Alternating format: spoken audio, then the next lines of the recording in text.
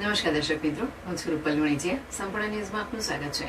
દિયોદર મામલતદાર કચેરી દ્વારા ભારતની જનગણના 2026-27 ને ધ્યાનમાં રાખીને તાલીમ વર્ગોનું આયોજન કરવામાં આવ્યું છે.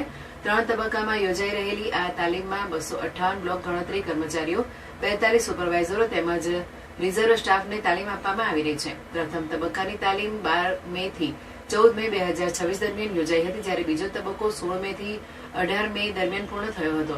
ત્રીજો અને અંતિમ તબક્કો 20 મે થી 22 મે 2026 દરમિયાન ચાલી રહ્યો છે, જે આવતીકાલે પૂર્ણ થશે. જનગણનાને રાષ્ટ્રના નિર્માણ અને માટે અત્યંત મહત્વપૂર્ણ ગણતરી માનવામાં આવે છે. તાલીમ દરમિયાન સ્માર્ટ ટીવીના માધ્યમથી માર્ગદર્શન આપવામાં આવ્યું હતું, તેમજ મકાનના નકશા તૈયાર કરવા માટે પ્રેક્ટિકલ વર્ક પણ કરાવવામાં આવ્યું હતું. પ્રથમ તબક્કાની તાલીમમાં ખાસ કરીને મકાન, ઘર અને કુટુંબની ગણતરીની પ્રક્રિયા અંગે વિગતવાર માર્ગદર્શન આપવામાં આવ્યું હતું. તાલીમ દરમિયાન કર્મચારીઓને ગણતરીની કામગીરી ચોકસાઈપૂર્વક અને સરળતાપૂર્વક પૂર્ણ કરી શકે તે માટે જરૂરી માહિતી આપવામાં આવી હતી.